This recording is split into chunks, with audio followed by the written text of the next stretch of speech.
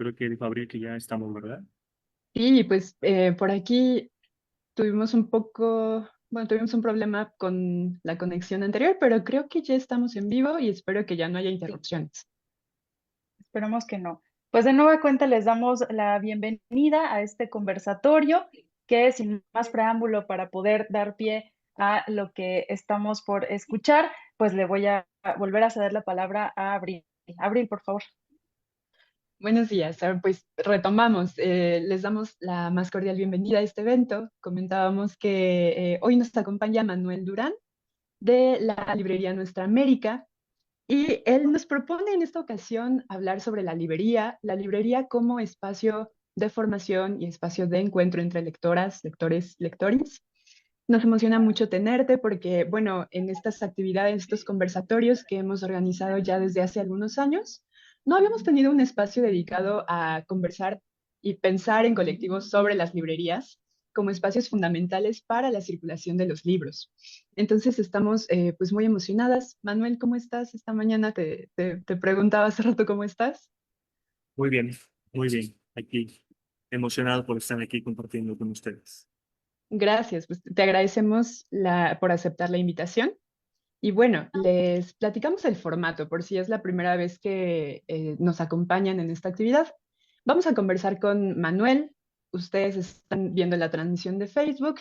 Si tienen cualquier duda, cualquier comentario, pregunta que quieran hacerle a Manuel, pueden dejarla en la sección de comentarios y aquí las estaremos revisando para traerlas aquí a la reunión. Entonces, bueno, eso como logística del evento, pero para retomarla o para iniciar la conversación, Manuel, nos encantaría que pudieras contarnos tus itinerarios personales, estos caminos de la vida que te llevaron a trabajar con textos y a ejercer el oficio de librero. Muy bien, pues empecemos.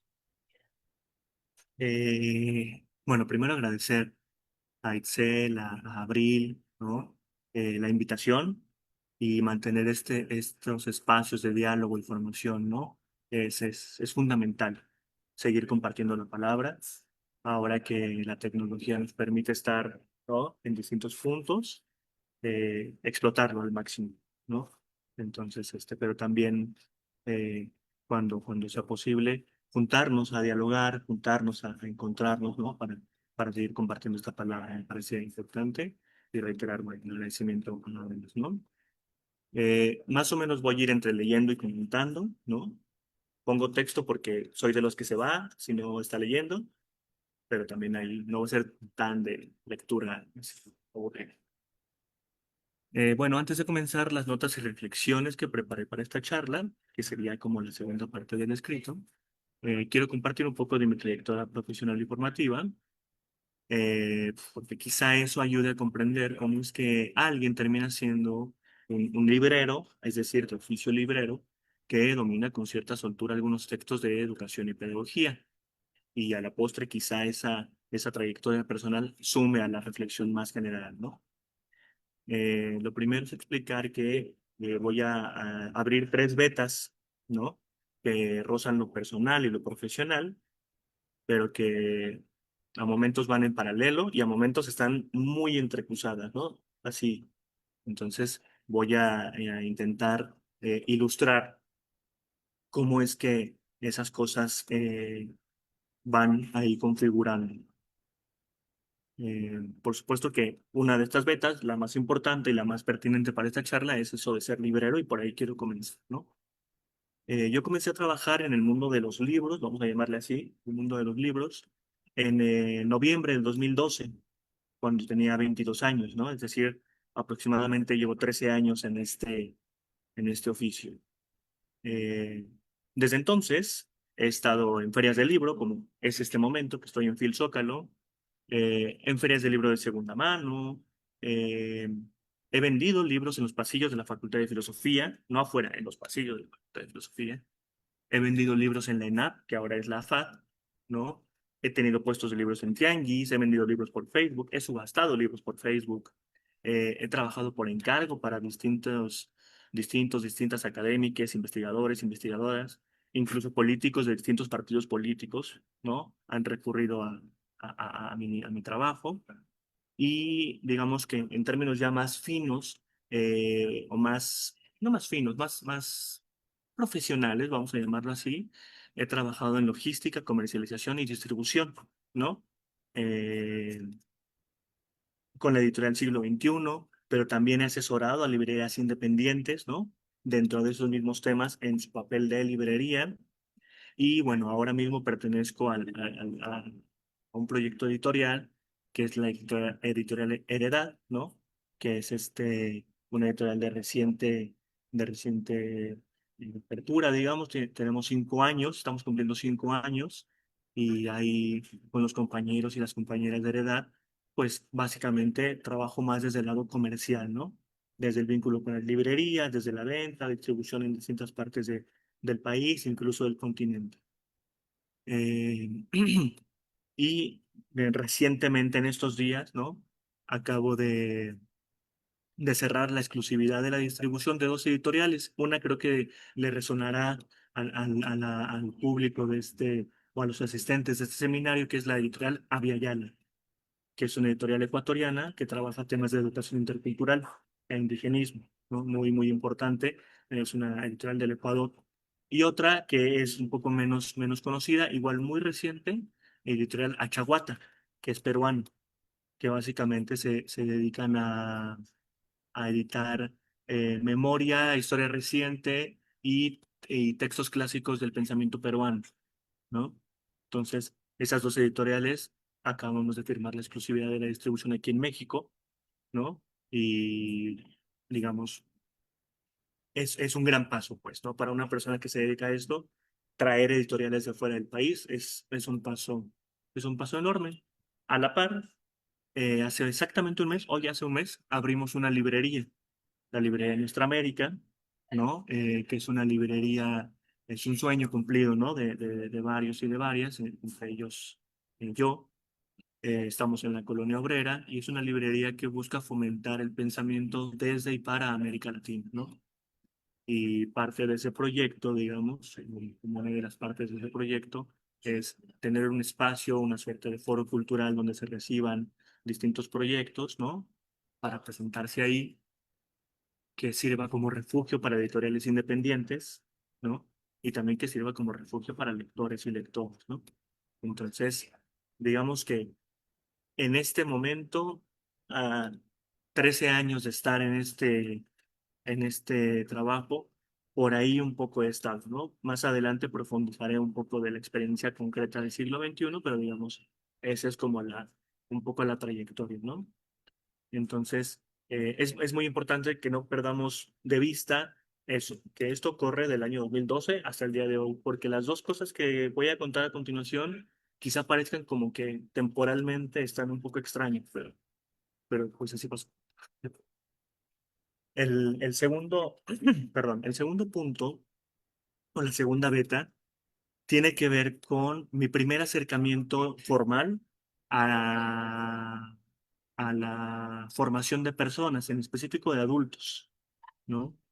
Yo participé durante 17 o 18 años en una experiencia muy importante en mi vida, que es el movimiento del escultismo, ¿no? Que así dicho suena muy poco conocido, pero en realidad todos hemos visto gente ahí por las calles, ¿no? El escultismo es el nombre de la filosofía que respalda o sedimenta a los scouts, ¿no? El movimiento scout internacional. Su filosofía se le llama escultismo, que básicamente se define más o menos, ¿no? Como un juego para muchachos, de muchachos, dirigido por muchachos, con la supervisión de un adulto, ¿sí? Entonces, yo estuve 17, 18 años en ese movimiento, lo cual fue fundamental para, para comprender muchas cosas de cómo uno llega a esto de la educación, ¿no?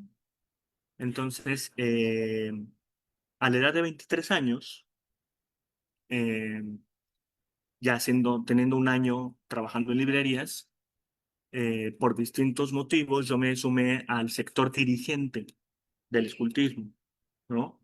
Lo que derivó que a mis 24 años fuera jefe de un grupo. Para hacer un símil sencillo, ser jefe de grupo es como ser director de una escuela, pero pensemos en una escuela que tiene desde kinder hasta universidad, ¿no? Entonces yo estaba a cargo o estaba al frente de un grupo de más de 70 personas, desde chiques de 3 4 5 años, hasta padres de familia, hasta adultos jóvenes, hasta los dirigentes, ¿no? Uno tenía 24 años y no tenía absolutamente ninguna formación que respaldara eso, ¿no? Fue una experiencia interesante, ¿no? Entonces, aquí pongo, bueno, de golpe estuve al frente de un grupo de más de 60 personas y yo no contaba con ninguna experiencia en gestión de grupos, ni en formación de personas, ni en resolución de conflictos, ¿no? Mis principales tareas al ser jefe de grupo fueron las de salvaguardar la aplicación de los programas, orientar su elaboración, impartir talleres y promover la constante preparación de las y los adultos que trabajaban con les chiques, ¿no? Yo no trabajaba directamente con las infancias ni con las juventudes, sino que yo formaba a la gente que hacía eso. Y la pregunta es, ¿y a mí quién me formó, no? Entonces era una cosa ahí complicada. Por supuesto, no había ninguna experiencia de mi parte que solventara eso. Esa situación me obligó a empezar a leer textos de psicología, educación y pedagogía, ¿no? Que para una persona que está fuera de esos campos, pues es como que más o menos lo mismo, ¿no? Así como se parecen, pues. Entonces, El punto es que sirva para trabajar con niños, ¿no? claro, ajá, exacto. El cliché, horrible, ¿no? Pido una disculpa de antemano, ¿no? Por supuesto que trabajando yo en una librería, como era en ese momento, tenía acceso a ese tipo de material. Sin embargo, los libros se te presentan así inabarcables como son. Entonces, la falta de formación profesional en esas disciplinas me hacía elegir textos muy extraños, inservibles o contrarios a lo que yo estaba buscando. Y rápidamente me di cuenta que yo necesitaba una estructura para orientar mis lecturas, ¿no? Y poder solventar esa responsabilidad. De tal suerte que me fui acercando poco a poco al Colegio de Pedagogía en la Facultad de Filosofía y Letras. En el Colegio de Pedagogía cursé varias clases, ¿no? Cursé Filosofía de Educación, cursé Didáctica, las cuales fueron fundamentales para lo que yo estaba buscando. Curiosamente, en mi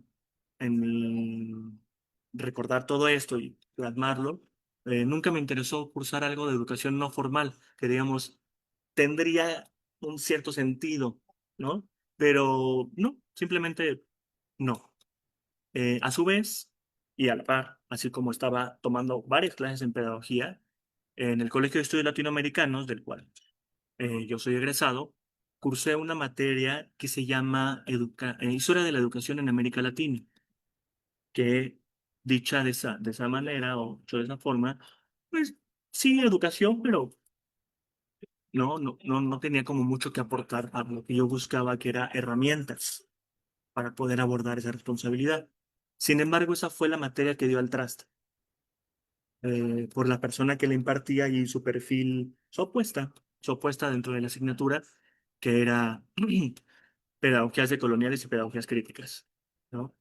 Entonces, con esta profesora que sigue dando clases ahí, a mí me cambió el chip totalmente, ¿no? Entender la complejidad de lo que estaba haciendo yo y que no era como, dicho de manera muy franca, que le podemos echar a perder la vida a mucha gente, ¿no? Si no tenemos cuidado en los procesos formativos de infancias, por ejemplo, ¿no? O si no cuidamos la gente que está formando las infancias.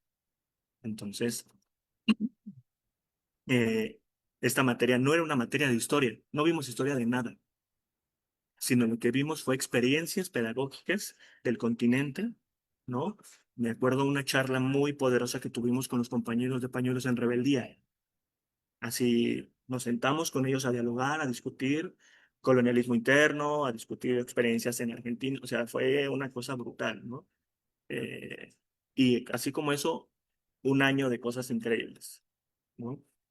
Entonces, eso, ¿no? Estaba sucediendo al mismo tiempo que yo estaba en una librería, ¿no? Yo buscando herramientas para poder hacer de manera adecuada mi trabajo al frente de un grupo de personas, en este caso de un grupo de scouts. Y la tercera beta, que estaba corriendo también por ahí, ¿no? Como ya más o menos anticipé, es mi formación estrictamente profesional, es decir, en el Colegio de Estudios Latinoamericanos, ¿no?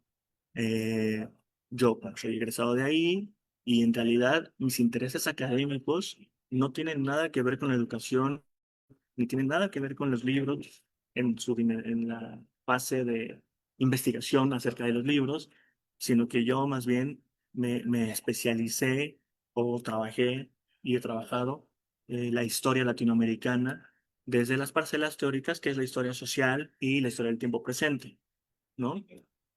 Eso que está como por otro lado, me llevó a impartir clases, ¿no? Y entonces uno regresa, ¿no? Del año 2016 al 2020, yo trabajé como asistente de investigación de la doctora Eugenia Lier, ¿no? Que es una de las grandes historiadoras de la memoria en México y en el continente, y de las que abrió la parcela historiográfica ahora conocida como Historia del Tiempo Presente, ¿no? De esos 4 años que colaboré con ella, los últimos dos ella me invitó a sus cursos y seminarios a impartirlos con ella, ¿no? Incluso dando ya, o sea, tomando la batuta del curso, participando en la evaluación, etc. Y ahí ya un poco más, con un poco más de experiencia, pues, ya sabía yo qué buscar, ya había cursado didáctica, ya había cursado estas cosas, ¿no? Yo ya no estaba al frente de ningún grupo scout, de hecho, me desvinculé, ¿no? Ya para esos años yo estaba desvinculado de ese movimiento. Y ahí suelto el primer nombre que me parece importante, ¿no? Para mí, en ese momento, Mario Carretero fue fundamental para entender la enseñanza de la historia, ¿no?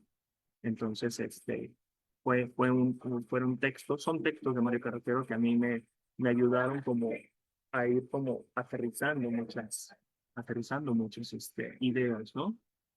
Entonces, esta experiencia con la doctora Alier al frente de grupos una vez más me hizo regresar a preguntarme por reformación de lo que ahora sé que más o menos son secretos pedagógicos, ¿sí? Pero que en ese momento yo no tenía tampoco ni idea, ¿no?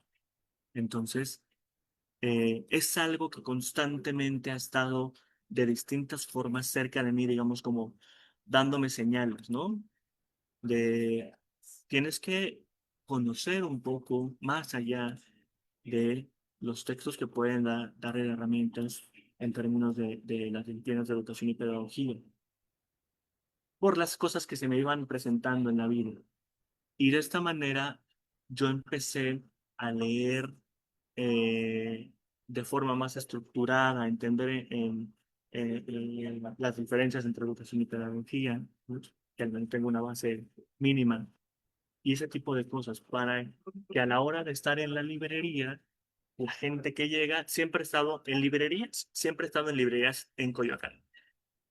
En otras experiencias fuera de Coyoacán, pero librerías siempre he estado en Coyoacán, ¿no? Excepto por Nuestra América, que ahora está en el Cuauhtémoc. ¿Qué implica estar en ¿Te Coyoacán? refieres a las librerías en donde has trabajado? Exactamente. ¿Qué implica estar en Coyoacán? Que está cerca del CEU. Ergo, estudiantes, estudiantes, estudiantes, estudiantes, ¿no? Entonces, al estar ahí, y aquí me voy más o menos metiendo al tema más amplio, los estudiantes, les estudiantes, tienen por lo general una sed de conocimiento que quizá lo viví compartiendo clases con Alier, quizá no lo demuestran siempre en las aulas, pero en una librería funciona de otra manera. Hay al reconfigurarse la relación entre quien tiene el conocimiento y quien está buscándolo, al reconfigurarse, es decir, yo no les ponía ninguna calificación por leer un libro o por comprarme un libro, ¿no? Que a veces a eso se reduce a qué calificación voy a tener. La apertura era distinta, la disposición es distinta, ¿no? Entonces, uno como librero puede simplemente, y lo hay, abusar de su conocimiento mayor o se puede involucrar de manera digamos, consciente y reflexiva con esas personas que se están formando en la universidad y que dicen, oye, y retomo en la charla, ¿no? Recomiendo un libro sobre educación, ¿no? Entonces, ahí sucede algo muy difícil de replicar, ¿no? Porque está mediado por una relación mercantil, pero también está mediado por por un interés genuino de conocimiento de uno y de otro lado. Entonces, bueno, eso ahorita lo dejo ahí, cocinándose y retomo. Eh, Durante estos años corren estas tres líneas que yo mencionaba: ser librero, estarme formando en la universidad, sobre todo en latinoamericanos, pero también en pedagogía y en algunas otras carreras que me llega a meter, ¿no? Eh, y bueno, este compromiso que yo tenía en los Scouts. Todo el tiempo eso estaba en tensión, ¿no? O durante muchos años estaba en tensión. Entonces, ese tipo yo lo pienso ahorita, sino esa vorágine de responsabilidades y de lecturas, ¿no? Eh, es lo que a la postre me lleva fuertemente o me mete fuertemente ya a relacionarme con profesores, profesoras del Colegio de Pedagogía, ¿no? Que en su momento incluso tuvimos eventos, o sea, yo ya así, como empecé a decir nombres, ¿no? Ya me decían así el pedagogo de closet, ¿no? Porque yo ya estaba más allá que en latinoamericanos, ¿no? Yo ya estaba como con una impronta muy fuerte de entender, claro, desde la dimensión latinoamericana, o lo que quiera que eso signifique, entender cómo se ha desarrollado la historia, las ideas pedagógicas, ¿no? En el continente. Y esto no de manera causa-efecto, pero digamos sí con mucha fuerza, eh, me lleva a la editorial Siglo XXI, que si bien mi entrada fue fortuita, totalmente fortuita, digamos, yo llegué ahí ya con un andamiaje de lecturas que me permitió, en principio, obtener un empleo, pues, ¿no? Porque uno queda ahí, eso, buscando un empleo, pero también aportar a ciertas cosas dentro de la librería y más allá de la librería que quiero pensar yo, en los 3 años que trabajé ahí, impactaron de manera positiva, ¿no? El espacio.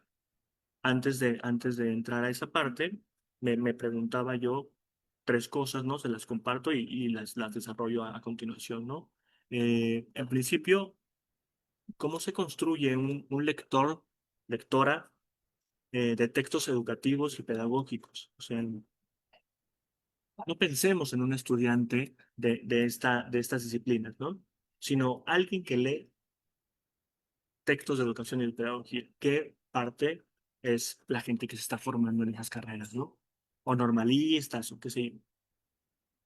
Y en ese mismo sentido, ¿cómo se construye un librero que pueda orientar esas dudas? Porque, digamos, para quienes dan clases, para quienes han dado clases a nivel universitario y a nivel medio superior, no les es ajeno eh, que en general les chiques no ven la bibliografía de los programas, ¿no?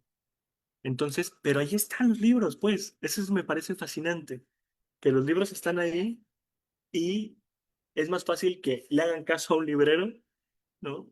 En la recomendación que vayan a sus programas o que incluso las referencias que se van dando en clase y que apuntamos en la esquina de arriba del cuaderno, no regresamos ahí 20 años después que tiramos el cuaderno, ¿no? Entonces, ¿cómo se construye un librero que pueda más o menos orientar eso, ¿no? Y finalmente, llegando al siglo XXI, en términos editoriales, en clave editorial, ¿cómo se arma una colección de educación y pedagogía, ¿no? Que era también lo que platicábamos un poco en la previa, ¿no? ¿Cómo sucede eso? ¿Quién toma esas decisiones y hacia dónde van? Quiero comenzar por ahí. Eh, siglo XXI, siglo XXI editores, ¿no?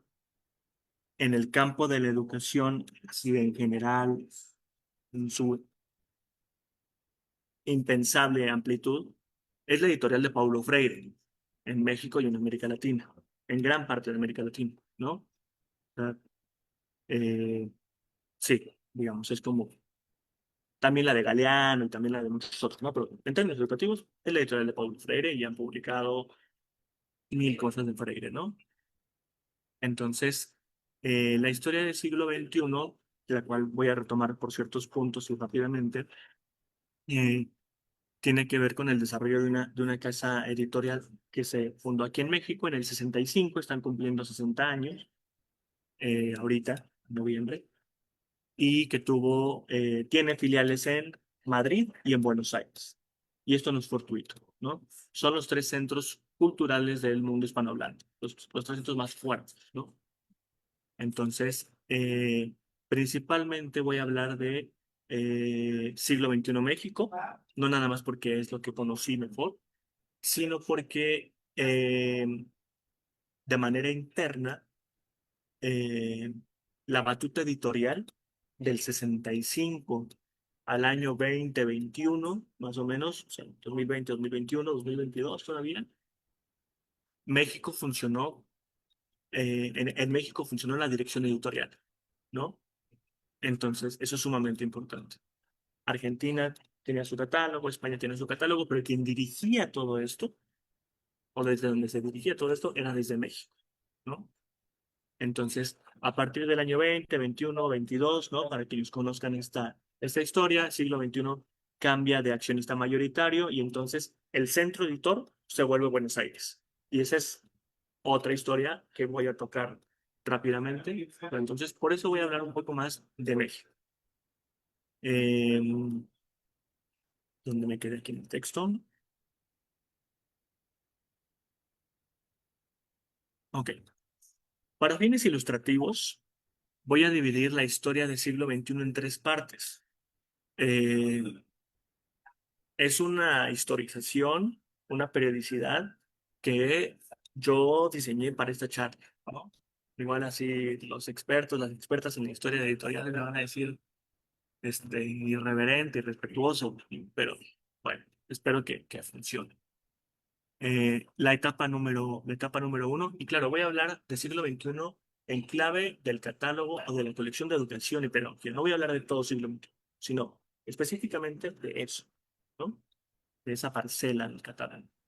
La Claro, parte número... sí, es importante esta acotación que haces, ¿no? Porque se han hecho, se ha estudiado, como dices, se ha hecho historia de las editoriales. Tenemos para siglo XXI un referente que es Gustavo Sora. Bueno, ese es el que pienso Claro. ahora mismo. Pero él mismo hace un recorte en términos de él, dice, a ver, no vamos a estudiar o mejor dicho, me voy a enfocar en hacer la historia así, pero a través de las figuras, estas figuras editoras, ¿no? De Daniel Cosío Villegas y de Arnaldo Orfila. Entonces creo que es importante siempre que se hace esta, estas periodizaciones, pues tener claros los referentes desde donde nos estamos acercando, ¿no? En clave histórica, y pues tú aquí ya lo estás acotando a la parte de educación dentro del editorial. Sí, totalmente. Gustavo Sora ha sido un faro para mí, ¿no? Por ahí con una compañera ex trabajadora del siglo XXI también, traductora del ruso, decíamos, ¿no? En broma y en serio, el libro de Gustavo Sora tendría que ser el propedéutico para entrar al siglo XXI, ¿no? Así, la mínima. Y bueno, ya después este año tuve mucho contacto con Gustavo porque yo dejé de trabajar en siglo XXI este año y se venían la preparación de los festejos de los 60 años. Entonces entramos en diálogo con Gustavo para ver ciertas cosas, ¿no? Y una persona de una bondad y de compartirse así gigante, ¿no? Qué bueno que lo trajiste a colación. Entonces, bueno, regresó esta primera etapa que coincidiría con la etapa Orfila, es decir, fundador y editor del siglo XXI, y yo la nombro como el descubrimiento del oprimido, ¿no? Sería como esa primera etapa. La segunda etapa sería la época de las interminables reimpresiones, o la etapa de Jaime Labastida, que fue el segundo director editorial del siglo XXI. Y la tercera etapa, yo la he nombrado la miseria de la teoría o la época de Carlos Díaz, ¿no? Entonces me he hecho aquí a explicar a qué me refiero con esto de oprimido, reimpresiones, miseria de teoría, ¿no? Que pareciera ahí muy duro, pues. Arnaldo Orfila, para no dar muchas vueltas, eh, es quizá el editor más importante del siglo XX en América Latina. Fundó Eudeva, estuvo al frente del Fondo de Cultura Económica del año 47 al 65, cuando fue eh, corrido, y después fundó Siglo XXI Editores, ¿no? Gracias a Orfila conocemos a gran parte de los autores y las autoras que nos han formado en América Latina, ¿no? Entonces, podríamos hacer todo un seminario de Orfila, ¿no? No lo voy a retomar aquí, pero digamos, es una figura emblemática. Orfila tenía un ojo editor brutal, ¿no? Se equivocaba, claro que se equivocaba, pero generalmente atinaba. Atinaba y trabajaba mucho los textos, ¿no? Entonces, en el 68, 67, 68, conoce el texto de la pedagogía del oprimido, que tengo entendido que en ese momento no se llamaba así, tenía otro nombre, pero a la postre es la pedagogía del oprimido. Y aquí juegan muchas cosas, ¿no? Voy a resaltar dos. Uno, la propia experiencia de Orfila. Pensemos que Orfila en ese momento tiene 69 años. No es, no es un jovencito. Orfila nació en 1899, participó en el Cordobazo del 18, emblemática manifestación de estudiantes. O sea, él fue el líder estudiantil ahí, o fue partícipe estudiantil ahí. Ahí el doctor Nicolás Dip nos puede aclarar más la participación de Orfila. Luego funda Eudeva, luego funda la Universidad Popular Alejandro Korn, que fue su profesor y su mentor. Luego Eudeva, o sea, digamos, para cuando Orfila lea a Freire, Orfila ya es un tipo bastante experimentado y ve en el texto de un educador brasileño la potencia que quizá necesitaba para esa beta o esa colección de educación, ¿no? Porque, digamos, la pedagogía del oprimido es deslumbrante desde el título. Pensemos que estamos en plena Guerra Fría, pensemos que hay un contexto de dictaduras que se está reconfigurando en ese momento, ¿no? Eh, etc, etc, ¿no? Hay todo un caldo de cultivo ahí fuerte para que la palabra oprimido cobre sentido, porque no era lo mismo ser un oprimido en los años 60 a ser un oprimido en el 2025. Tiene connotaciones tremendamente distintas, ¿no? Entonces, el título Pedagogía de lo Oprimido, que a mí me parece un acierto fundamental, se combina con el contenido del libro. O sea, no es puro título, pues, sino que hay ahí un desarrollo de el diálogo que Freire tuvo en esos años con distintos personajes, ¿no? Entonces, sí, un desarrollo y aterrizar ciertas ideas, ¿no? Entonces no me voy a meter a analizar pedagogía del oprimido, para eso hay cientos de horas de seminarios que ya lo han hecho, ¿no? Entonces, pero digamos, sí me parece importante resaltar ese momento de la colección de educación, ese momento digamos, como de destape de pedagogía latinoamericana, que ya después apuntará, si no me equivoco, Adriana Puigros, de bueno, hay una tradición previa, ¿no?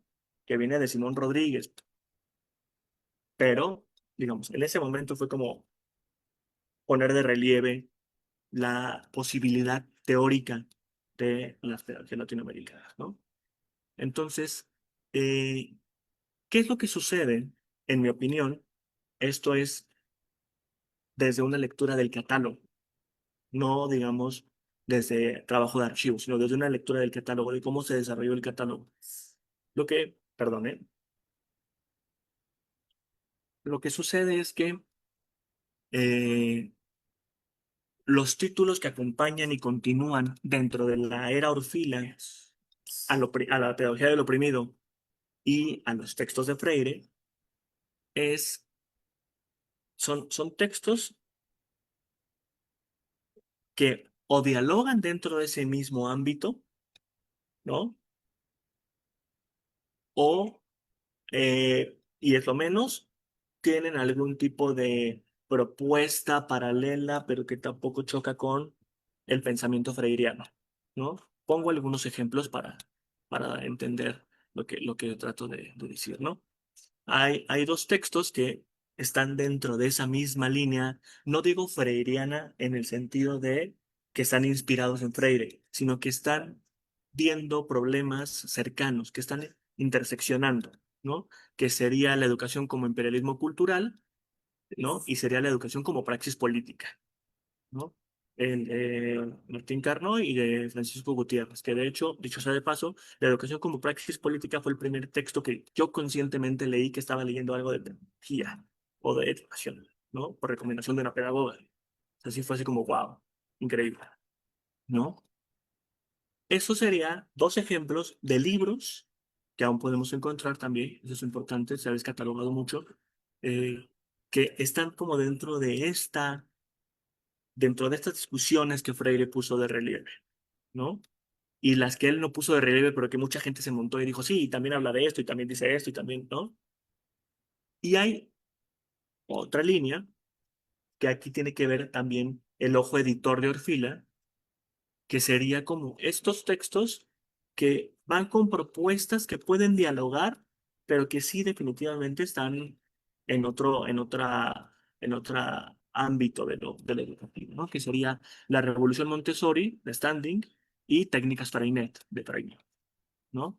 Que son cosas que van por otros lados, ¿no?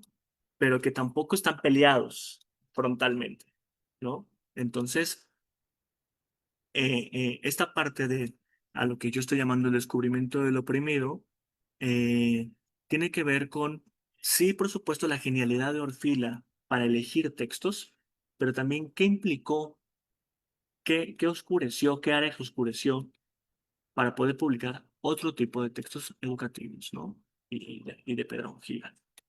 Por supuesto que yo no tengo la respuesta, ¿no? Simplemente viendo el desarrollo del catálogo, me parece que ahí quedan de relieve esas cosas. Orfila formalmente se retira en el año 89-90, ¿no? A los 90-91 años, ¿no? Y da paso, bueno, sí, da paso a el siguiente, director editorial, ¿no? Antes de pasar con Jaime Labastida y la parte de educación que corresponde a Jaime Labastida, me parece que uno de los aciertos de Orfila fue publicar a Freire. O sea, ¿no? O sea, fue fundamental para el desarrollo, y pienso desde mi formación profesional, de los estudios latinoamericanos, ¿no? Pero también las posibilidades que brindó. Entonces, llega Jaime Labastida y a esto que he llamado la época de las interminables reimpresiones, y empiezo por esa parte. Eh, a nivel editorial, del año 90 al año 2020, 2021, 22, que la Bastida deja la dirección, siglo XXI entra en una etapa de vivir de las reimpresiones de los clásicos. Vivir de Freire, vivir de Foucault, vivir de Marx, vivir de Galeano, ¿no? En realidad hay pocos textos clásicos en general en el catálogo del siglo XXI que recordar de la época de la Bastida. Hay pocos, no quiere decir que no los hay. Y de hecho, particularmente en la colección de educación, creo que hay muchos que nos van a resonar más, ¿no? Ahora los nombro, pero hay pocos textos, ¿no? Así de esos que dices, claro, ese siglo XXI y aguante siglo XXI. Entonces, Jaime Labastida, filósofo formado en la Facultad de Filosofía y Letras, ¿no? Todavía anda por ahí dando tumbos.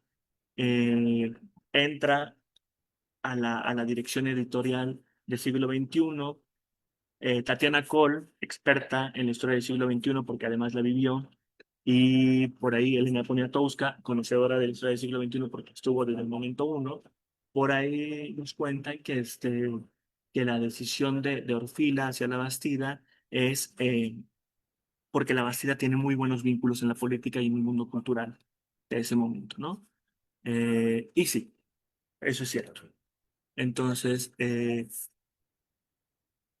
ver el desarrollo del catálogo dentro de la colección de educación con Jaime Labastida es ver inercias, es ver ecos de Orfila y ver también cómo toca de frente la postura, ¿no? De la Bastida que va en otro sentido. Y creo que hablar de títulos y hablar de autores y autoras va a dibujar esto, ¿no? Con La Bastida se publica a Peter McLaren, se publica a Giroux, se publica a Ferreiro y a Tenti, ¿no? Que son textos que me parece que son más cercanos, digamos, manejamos más la escuela como performance ritual, multiculturalismo revolucionario, la vida en las escuelas, teoría de resistencia en educación, todo lo de lectura y escritura de Ferreiro, ¿no?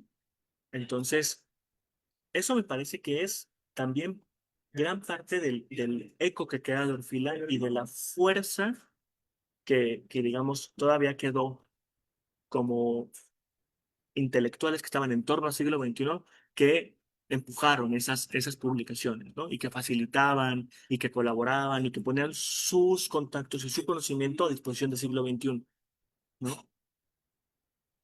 Incluso se me olvidó mencionar a dos. Uno fundamental, que es Gadotti, ¿no?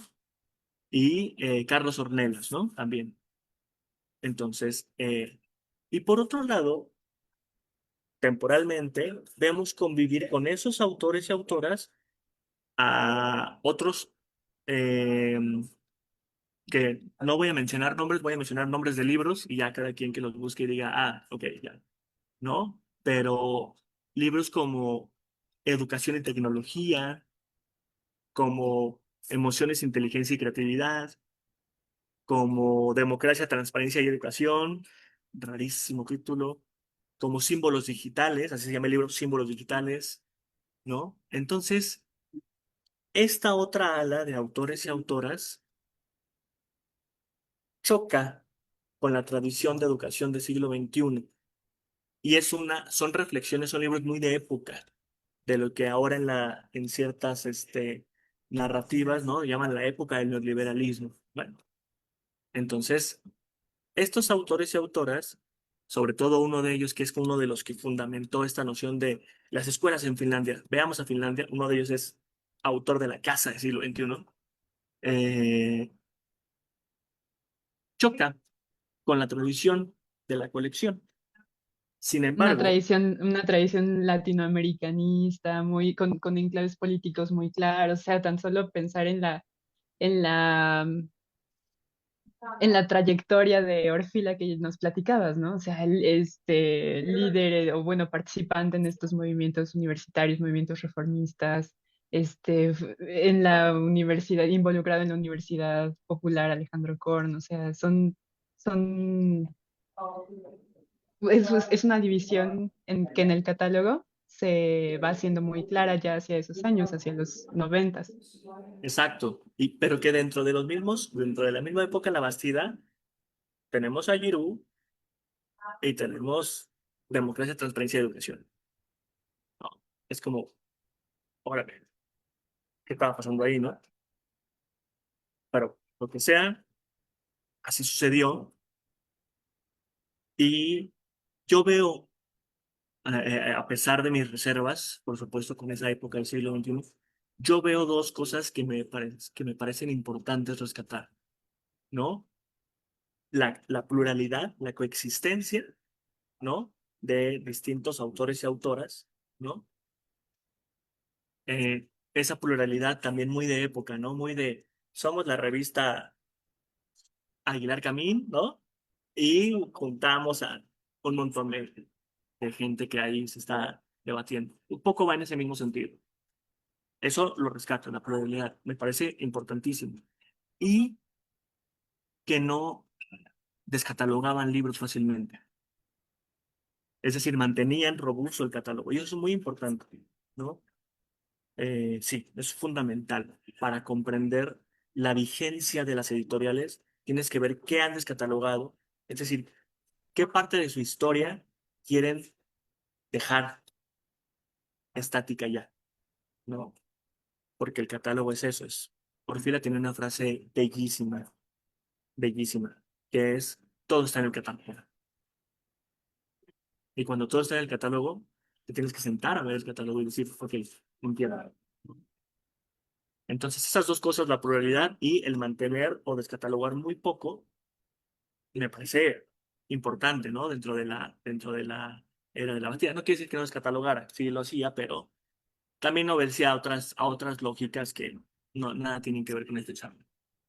Finalmente llegamos a lo que he llamado la miseria de la teoría, o la época de Carlos Díaz, el actual director. Eh, Carlos Díaz, sociólogo, ¿no? Por la Universidad de Buenos Aires, ¿no? Hijo de un editor importantísimo, Enrique Díaz, el editor de Juan José Saer, o editor de Piglia, ¿no? O sea, digamos, Carlos Díaz viene de una tradición también de editores muy importante, ¿no? Y se ve en siglo XXI, a mí me parece de manera fundamental en las portadas, ¿no? Entonces, que esa es otra dimensión del libro que de pronto es como las portadas. Bueno, hace 20 años, quienes leíamos siglo XXI sabíamos que eran solamente portadas blancas y aburridas, ¿no? Y ahora vemos otro tipo de cosas que me parece que Carlos dio en el punto, ¿no? O los separadores del siglo XXI. Quien tenga un libro del siglo XXI editado en los últimos años sabrá a lo que me refiero con los separadores del siglo XXI que vienen hasta atrás de los libros, ¿no? Entonces, esas son aportaciones de Carlos Díaz que a mí me parecen geniales. Sin embargo, eh, revisando el catálogo, como nos dice Orfila, como nos enseñó Orfila, vemos que la, la apuesta por la educación, los textos educativos y los textos de pedagogía, ha sufrido una modificación muy seria. Eh, digamos, yo lo dividí en tres partes, ¿no? Tenemos una colección que poco tiene que ver, pero da pie a la reflexión más amplia, que es Ciencia que ladra. Esa colección, que es de ensayo de divulgación científica, es fundamental en términos editoriales y en términos de encuestas, eh, porque la colección Ciencia que ladra, que es de siglo XXI Argentina, cobra tal relevancia en el sur que hay o había, creo que ya no existe, un premio Ciencia que ladra para gente que mandaba textos de divulgación científica. Cualquier argentino, argentina, más o menos cercano a los libros, conoce esa colección, ¿no? Es una colección que a mí me parece bellísima.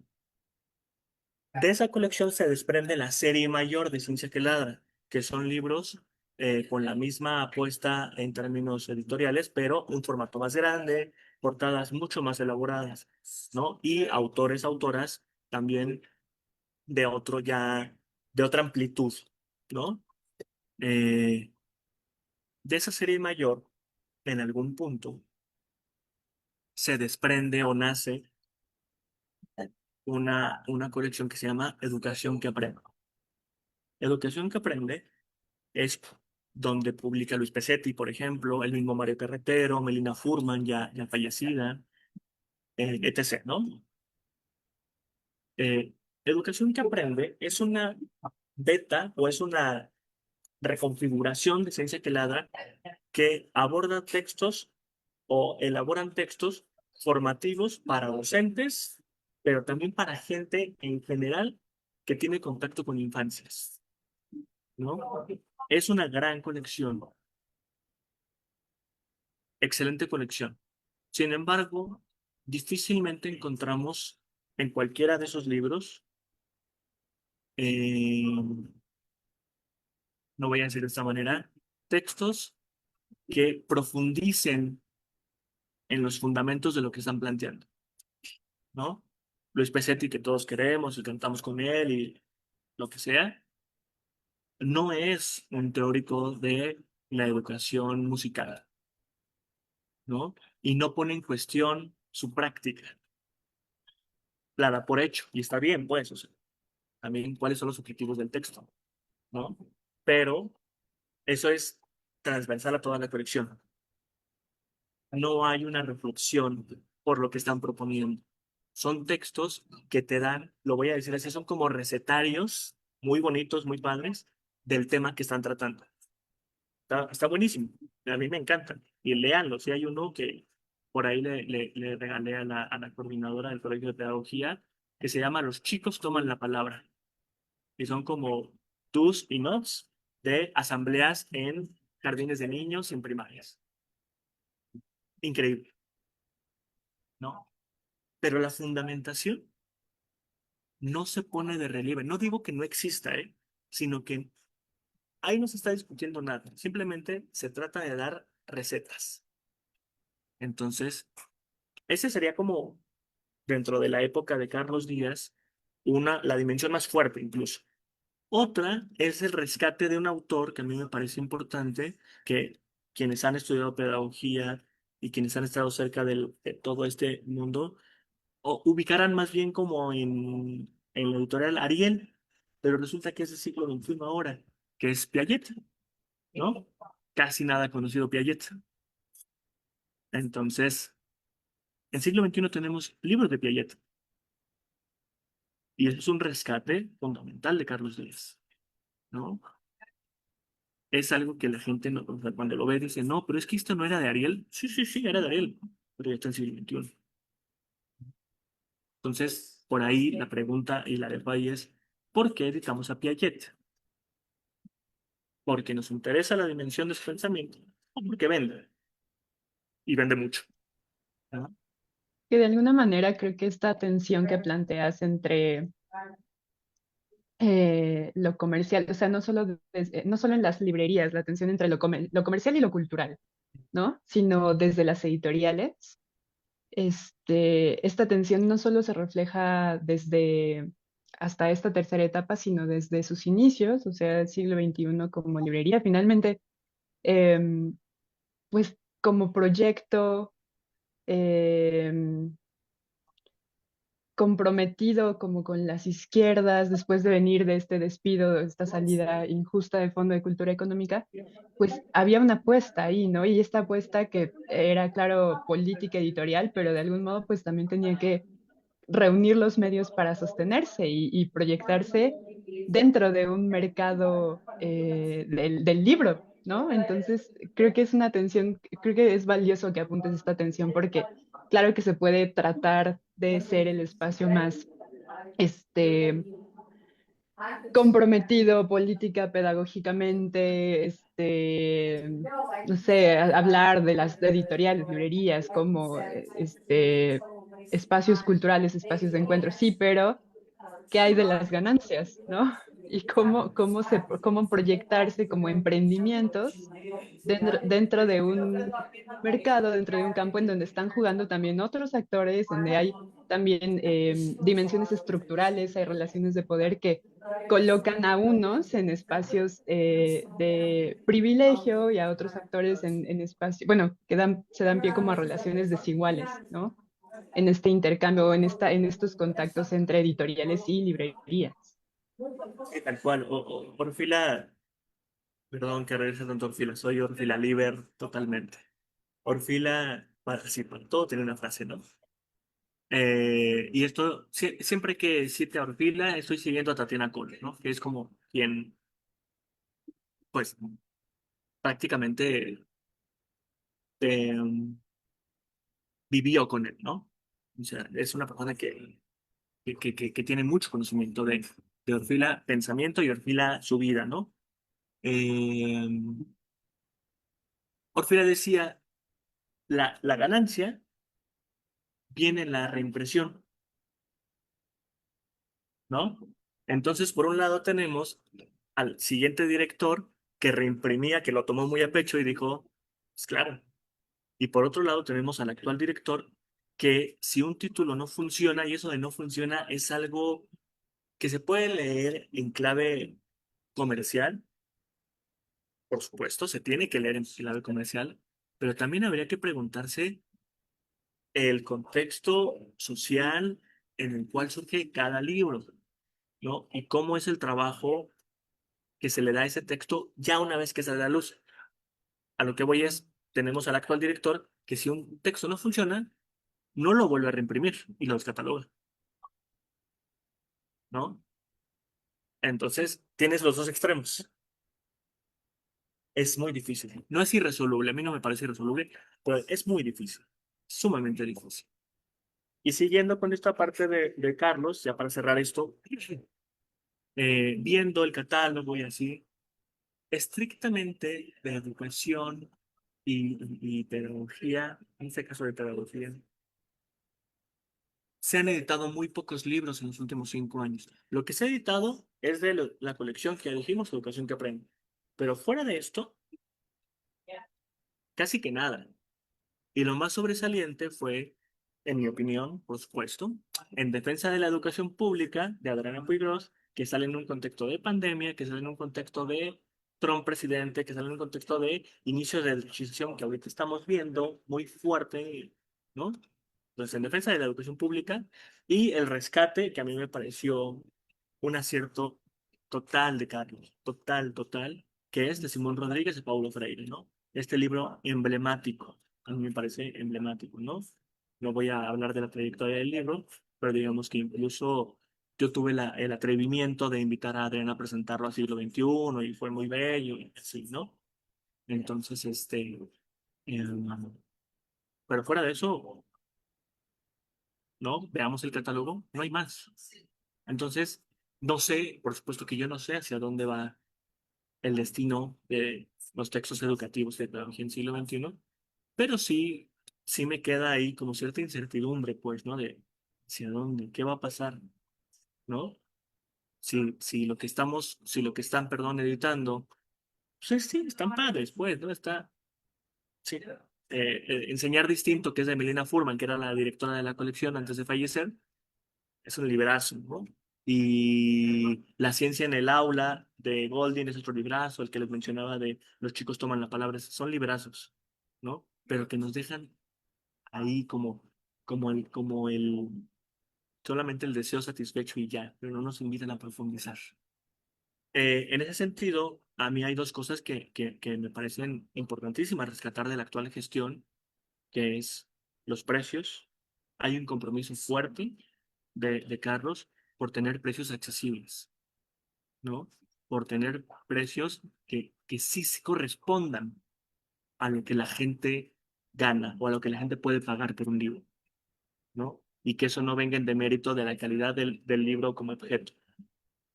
Y que ha sabido llegar con esta colección a un público más amplio, ¿no? Al poner textos menos densos, llegas a más gente, ¿no? No es lo mismo publicar teoría y resistencia en educación, ¿no? Sí, exacto. Que publicar eso de este libro de Pesetti que me encanta, se llama ¿Cómo era ser pequeño explicado a los grandes? ¿No? ¿Cómo era ser pequeño? Lo leemos todos, todas y todas. Teoría y resistencia en educación es ligeramente más complejo, ¿no? Entonces, eh, Y creo que eso también, hablando de la selección que se hace, o sea, las figuras, hablando de la selección que hacen las figuras editoras, la selección de títulos para que formen parte de un catálogo, pues están pensando también, o quiero pensar, tú cuéntanos, que piensan en un público lector, ¿no? Entonces, ¿quiénes van a leer esos textos? Pero también a través de qué mediaciones, ¿no? Porque uno, o sea, claro que podemos llegar a la librería y comprar un libro y llevárnoslo a casita y leerlo, pero más bien qué uso se le va a dar a ese libro, en qué espacios, si va a ser un espacio universitario o académico, si va a ser un espacio de formación de docentes, es decir, si el público lo va a usar para pensar a profundidad la educación, la teoría pedagógica, o más bien si lo va a usar, como tú nos platicabas hace rato, que tú necesitabas herramientas para enfrentarte al trabajo directo con grupos exacto. desde tu experiencia. Entonces ahí, porque creo que tampoco hay que desligar teoría y práctica, pero quizá desde la selección de los títulos para los catálogos podría intervenir esto, ¿no? Si se trata de dar herramientas para intervenir, hacer una práctica educativa, editemos estos títulos. Démosle preferencia a estos sobre estos otros. Claro, totalmente. No, y es una tensión que solamente el editor en turno del editorial que estemos hablando podrá o no resolver, sabrá o no resolver. Y eso, si, ya yendo al terreno comercial, si el mercado se lo permite, ¿no? Hay títulos que se les pone todo el alma, lo sé de muy cerca, de gente que, amigos, amigas que son editores, editoras, que les ponen todo el alma y el texto no lo leen ni en su familia.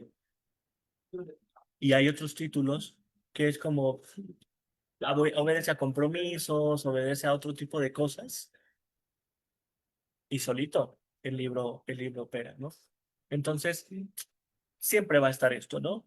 Digamos, a mí lo que me interesaba de alguna manera evidenciar con estas tres etapas es cómo se va moviendo la colección de educación, cuáles son las apuestas visibles, ¿no? De la colección de educación del siglo XXI, que definitivamente me parece a mí, a reserva de lo que puedan decir la comunidad de pedagogos, pedagogas, gente valija, que sé yo, toda la gente en torno a sus estudios profesionales de lo educativo y lo pedagógico, siglo XXI es un referente, ¿no? Pero ya que nos ponemos a desmenuzar el catálogo, es como, a ver, ¿pero en qué momento? ¿Qué autores? ¿Qué autoras? ¿No? La colección de educación es de las chicas, en realidad, ¿no? O sea, si lo pones en perspectiva, con todo el catálogo, es de las pequeñitas, ¿no? No la más chica, pero sí es de las más acotadas. Y tiene ahí como diamantes, ¿no? Pero esto, cerrando esta periodización, la cual vuelvo a hacer una disculpa para quienes trabajan profesionalmente la historia de las editoriales, ¿no? Eh, cerrando esa parte, regresando a la primera, tiene que ver con mi trayectoria. ¿Cómo se construye un librero? ¿No? Yo me aventuro a decir que azarosamente. Azarosamente, porque las personas que se han dedicado a la educación, a la pedagogía, si bien hay muchos proyectos de librerías en línea, de todo esto, ¿no? Digamos, me cuesta trabajo ver en este momento que haya una apuesta fuerte de alguna librería, algún proyecto que diga, lo mío, nuestro catálogo como librería es lo educativo. Así, pero de manera de posicionarse, pues así como acá en nuestra América es, vamos a traer libros desde y para América Latina y ya trajimos de Perú, y ya trajimos de Ecuador y vienen de Argentina y lo que tú quieras, el montarse en esa casi que militancia, ¿no? Y decir, nuestra librería, nuestro proyecto de distribución de libros va en ese sentido. Distribuidoras sí hay, librerías es, es, eh, es difícil encontrar, ¿no? Entonces, uno, yo, fue de manera azarosa, ¿no? Y fue más bien a partir de estímulos externos que casualmente me tomaron siendo librero, ¿no? Quizás si yo no hubiera trabajado en una librería, hubiera llegado por otros lados. Pero al tener ahí el material, uno asume el compromiso de decir, bueno, voy a más o menos prepararme porque pues, hay gente que depende de lo que voy a hacer el sábado en un grupo scout, hay gente que ¿no? Entonces, eh, habría que reflexionar las distintas especialidades de los libreros y las libreras. La mayoría se especializa en literatura, ¿no? Porque pues, la literatura es idílica. Nos encanta leer textos bellísimos de poesía, de novela, ¿no? Actualmente en México hay muchos compañeros, compañeras que se especializan en feminismos, en teorías decoloniales, ¿no? Etc. Bueno, ¿cuántos hay que trabajen frontalmente en la educación? Yo, claro, me he he trabajado por ahí, ¿no? Más o menos conozco. Sí, sí, sí. Dicho de manera muy coloquial, sí me defiendo, pues, ¿no? Pero falta esta parte, ¿no? Me parece a mí. Hasta qué punto uno puede decir, bueno, ya más o menos sí puedo montar un proyecto de este tipo. Bueno, es difícil. La formación, como lo sabemos, es constante, es diaria, es un reflexionar activo, digamos así, ¿no? Entonces, dentro de la librería del siglo XXI, lo que sucedía al estar tan cerca de la universidad es que los chicos llegaban con esta, que les decía, esta hambre de conocimiento, este interés en conocer nuevos textos. Pero no nada más chicos, también muchos adultos, que la pregunta por simple no la desestimemos, es muy común. Recomiéndame un libro de y ponle lo que tú quieras. En este caso estamos hablando de libros de educación. Entonces, como librero, como librera, ¿no? Adquieres una relevancia en esa recomendación que tú no estás buscando. O quizá algunos sí, ¿verdad? ¿Quién sabe? Pero que te ponen entredicho. Y te ponen entredicho y puedes resolverlo un poco ahí especulando, como lo hacen algunos. Otro es, me siento a leer libros. Y le digo, ¿sabes qué? En mi caso, yo dialogo, en ese sentido, dialogo mucho a partir de lo que la gente me da. Es decir, ¿qué te gusta leer? ¿Qué te gusta? ¿No? Y ya sobre eso puedo elaborar propuestas. Porque yo te voy a recomendar lo que yo creo que está bien, ¿no? Pero no a todos les gusta leer El Capitán, claro, ¿no? No a todos les gusta leer, eh, eh, qué sé yo, el sistema Mundo de Valles 34 tomos, que son como 4.000 páginas. O sea, eso es lo que a mí me gusta, Manuel, ¿no? Pero entonces tú dime, tú, la persona que está preguntando eso, más bien, ¿qué te gusta? Y por ahí podemos entrar. Y así, en la librería del siglo XXI fue donde más tuve la posibilidad de trabajar esa dimensión de lo mercantil, de lo comercial, sí, porque finalmente estás ahí para comprar un libro y yo estoy ahí para vender un libro, pero también el regreso, y que ahorita en Filchoca lo me ha tocado ver a chicos, ¿no? Que llevan años comprándome libros, que iniciaron la licenciatura cuando yo entré a siglo XXI y ahorita ya la están acabando. ¿No? Entonces decir, oye, ya leí este que me recomendaste, ahora recomiéndame otro, y ahora recomiéndame otro. Y así metes a la gente en los temas que la gente misma quiere, ¿no?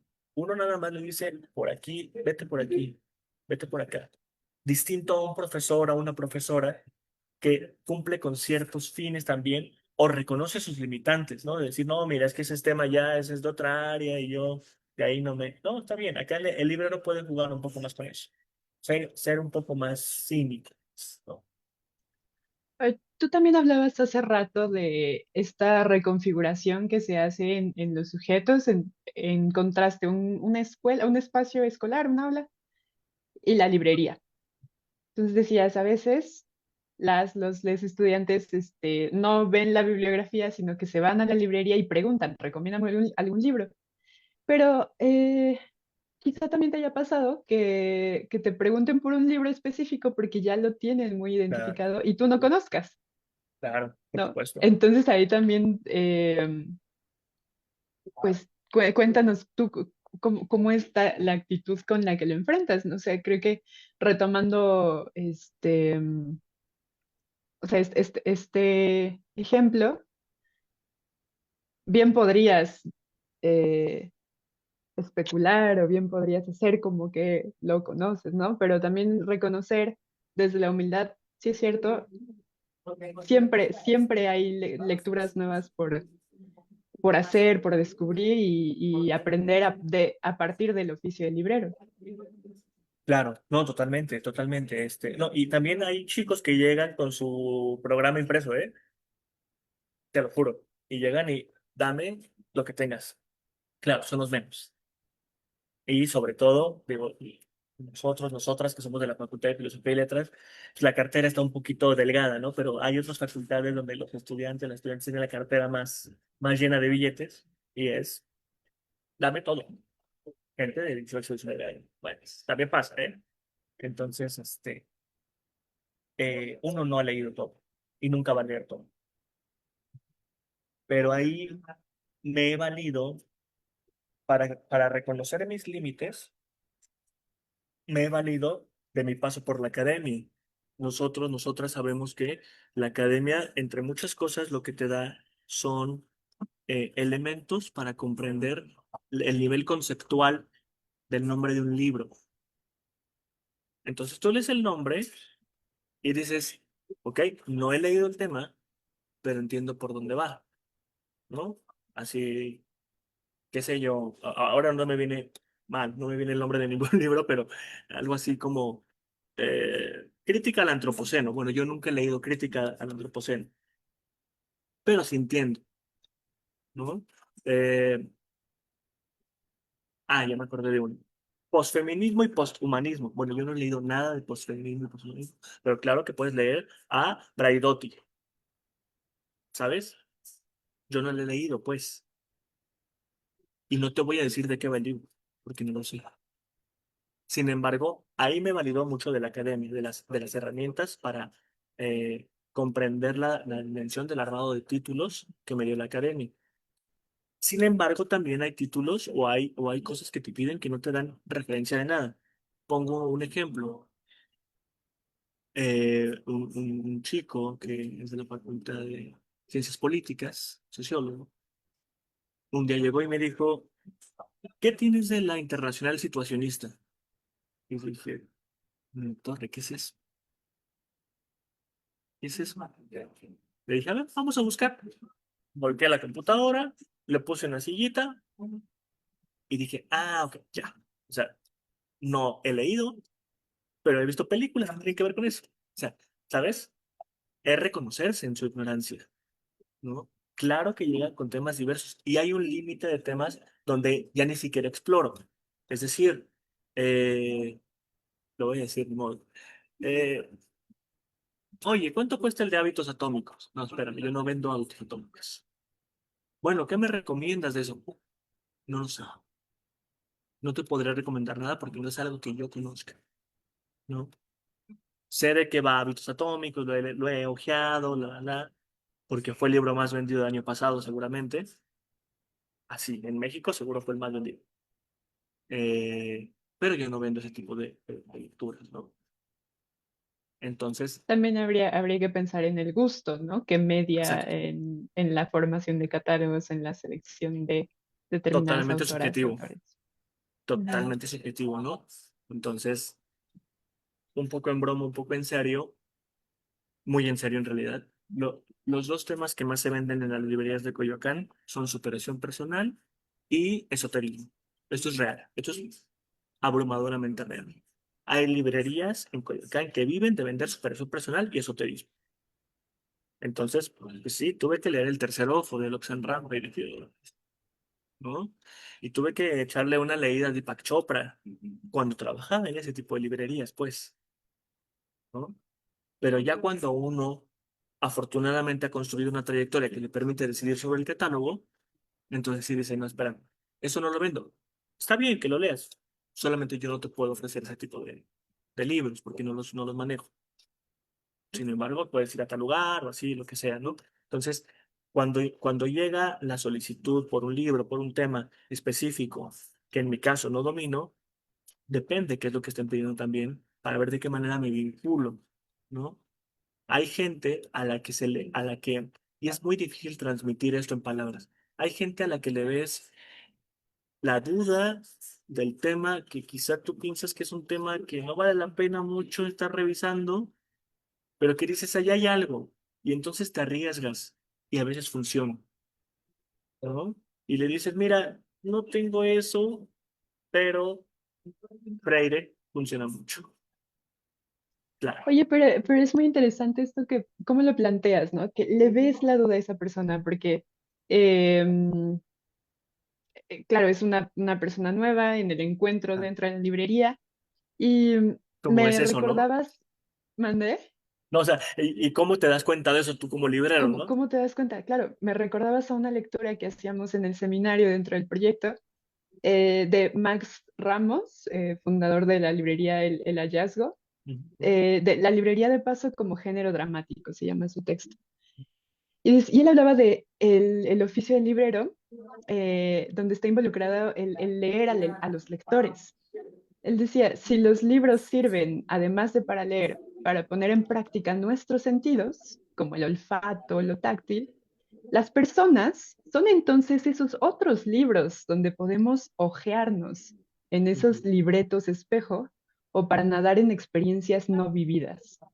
Pues lo traigo a colación por esto. O sea, quizá en este muy poético muy como es el poético, claro, hallazgo pero y en este Max. identificar las dudas, los intereses de las y los lectores, de un modo también estás leyendo a estas personas y te estás reflejando em, en estas preguntas, en inquietudes, en intereses, o no, o sea, simplemente tomas distancia Claro. y así, digamos, también es otra tensión desde la que se trabaja. Hay por aquí, hay intervenciones en Facebook, Adelante, entonces adelante, adelante. Sí, sí, para no sí. extenderme yo, quisiera leerlas y te las voy pasando. Hay una pregunta que dice, ¿qué libro consideran que podría abordar el telos de la educación? Felicidades por la charla y gracias por sus comentarios. Wow, qué pregunta. Ayúdame, Abril. ¿Qué? No sé, no sé, o sea, eh, desde lo que yo he leído, desde lo que yo conozco y así, eh,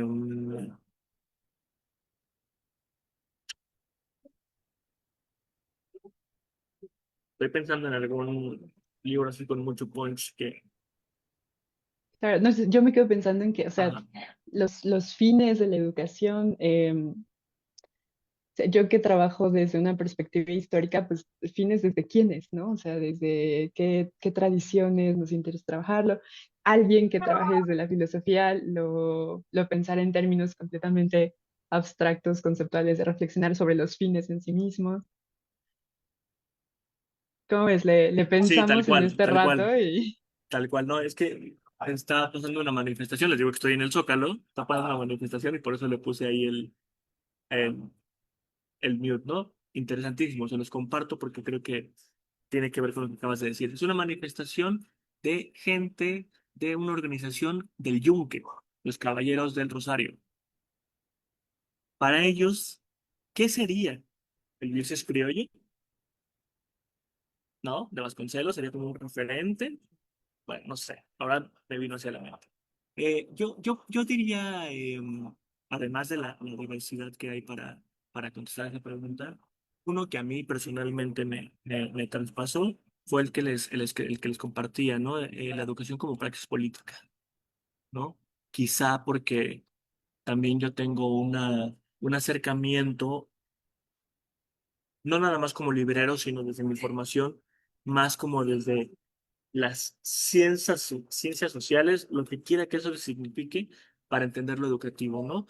A diferencia de Max, y lo engarzo un poquito con eso, coincido con todo lo que dijo, pero yo lo pensaría en términos más antropológicos, ¿no? O sea, la gente no son libros, pues, ¿no? Ni los puedes leer así, sino que hay como ciertas cosas dentro del el andar, dentro de el por qué alguien entra a una librería incluso, ¿no? Que se puede estudiar antropológicamente y sociológicamente, ¿no? Hay algo que me encantaba, un ejercicio que me encantaba hacer en la librería del siglo XXI, con los chicos que tuve de jóvenes construyendo el futuro, les decía, y esto es totalmente real, ¿eh? Les decía, mire, bueno, para quien no conozca la librería del siglo XXI, es una pequeña escalinata, subes, del lado derecho está el mostrador, y de frente está la mesa de novedades, y de izquierda a derecha se abre la librería, ¿no? Es un espacio como de 200 metros cuadrados, más o menos, que se abre en sí. Bellísima. Entonces, yo les decía a los chicos, la gente tiende a entrar e irse a la izquierda y ver lo primero que hay a la izquierda. Si no conocen al librero, en este caso yo, si conocen al librero, tienden a la derecha. Y no me creían. Y lo hicimos infinidad de veces el ejercicio. Y la gente entraba y se iba a la izquierda. dentro de ese mismo ejercicio les decía, por el pasillo que está enfrente de mí, nadie pasa.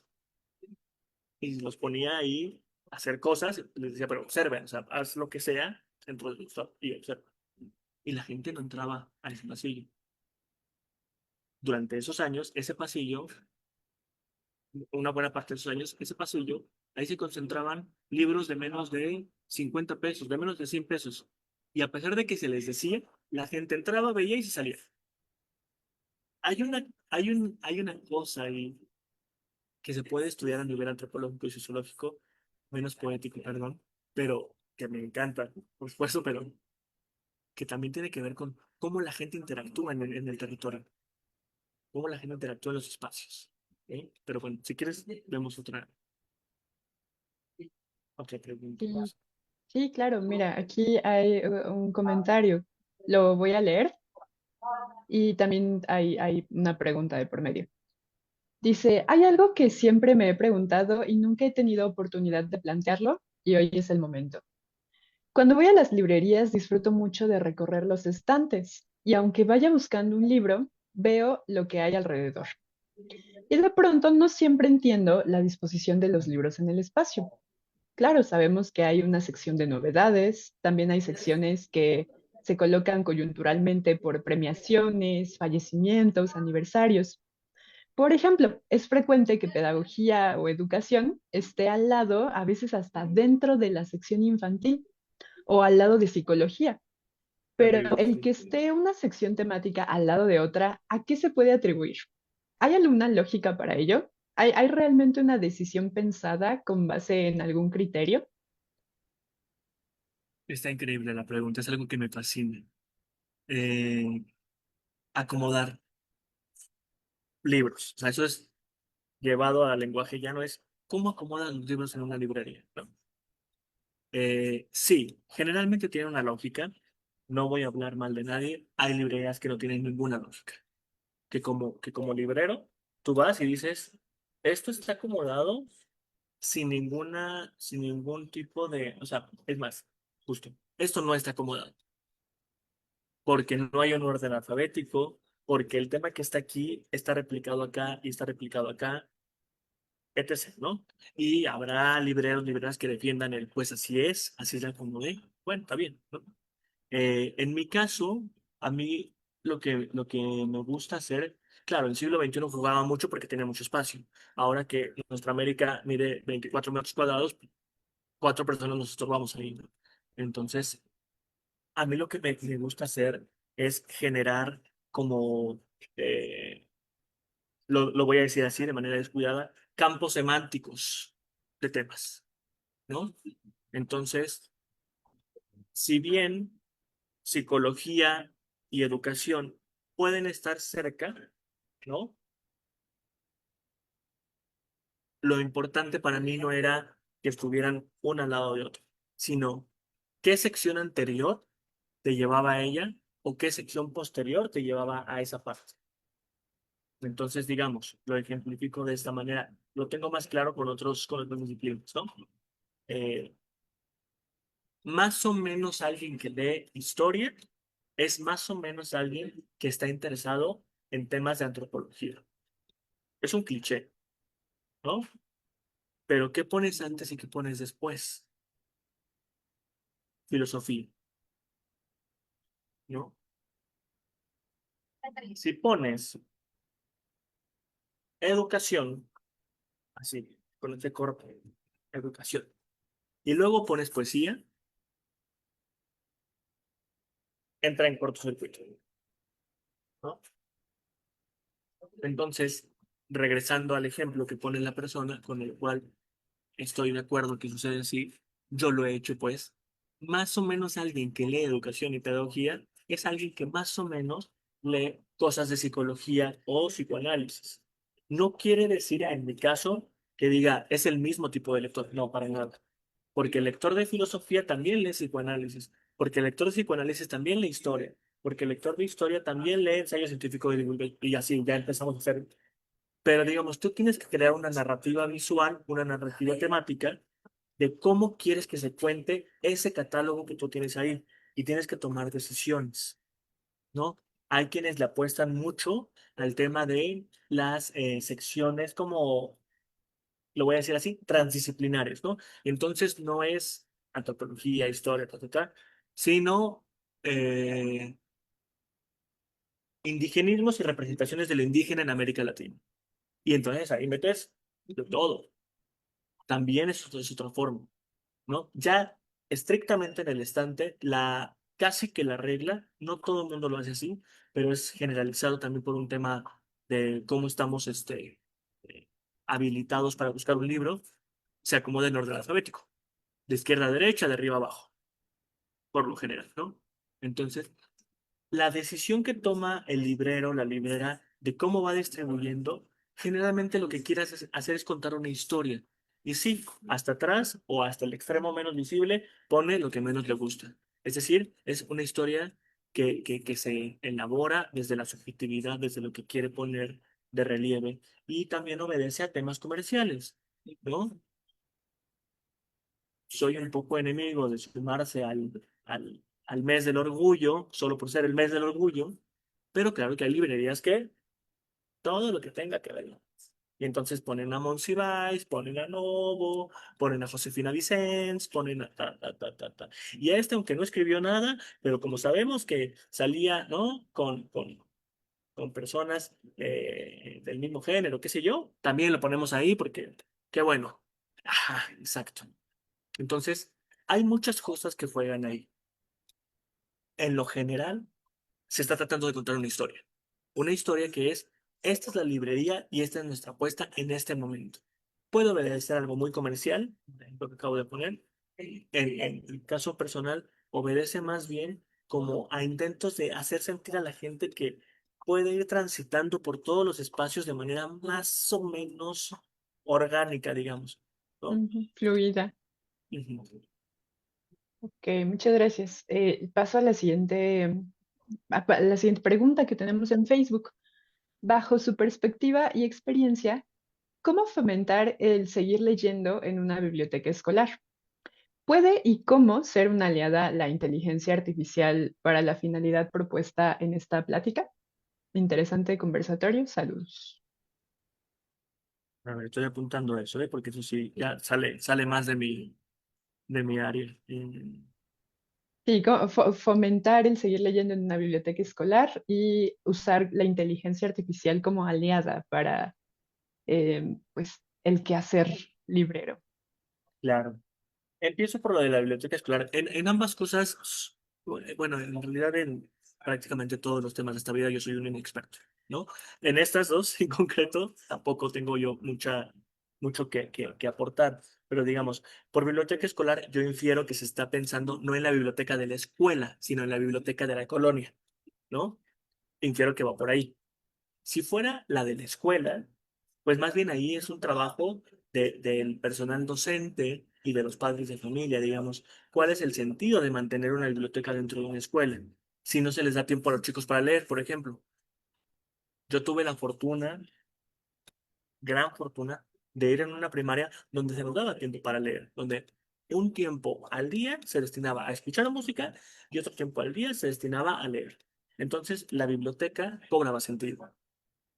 Por otro lado, fui en una secundaria en la que era totalmente lo opuesto, en donde incluso tomábamos clase dentro de la biblioteca, donde estaban tapados los libros con papeles bond y no se veían los libros, ¿no?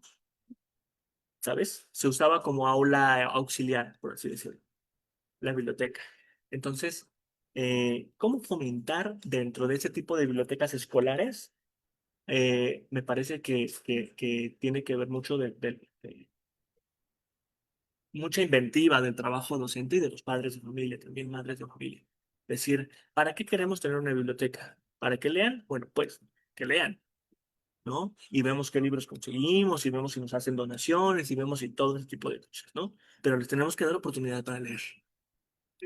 Ahora, las bibliotecas escolares, que serían como las bibliotecas públicas o de colonia, eh, es otro reto, ¿no? Porque cuánta gente fuera de nuestros ámbitos. Nosotros, como lectores y lectoras ávidos, no somos referencia de esto que voy a decir. ¿Cuánta gente se levanta un sábado en la mañana y dice, voy a ir a la biblioteca a leer?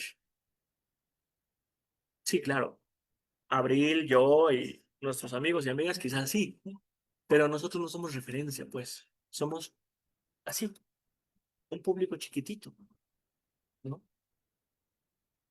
¿Cómo fomentar en ese tipo de espacios?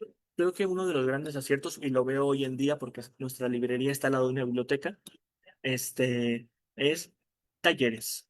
Talleres de muchas cosas que a devienen en gente leyendo, ¿no? Y lo veo. Poner ahí la librería de nuestra América también tiene que ver con eso. Con, ahí tienes tu espacio donde puedes ir a leer, donde seguramente viste un libro, que si te interesa, aquí te lo puedo conseguir, ¿no? Y ya pasó. Es decir, oye, vi este libro acá, ¿tú me lo puedes conseguir? Sí, ahí está. Buenísimo. Los dos espacios cumplimos cierto objetivo. Fomentar la lectura, que ese sería como uno de los objetivos de una biblioteca, y acá ayudar a obtener el material de lectura, ¿no? Es complejo.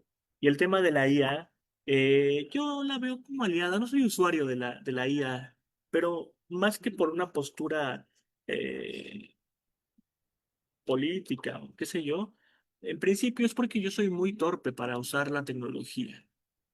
Así, soy, o sea, dicho un poco de broma, defiendo la lectura de libros en papel así, ¿no? Con todo mi, poder, sea, no que no se leen Kindle y así, pero digamos, soy de esa, ¿no? De esa postura.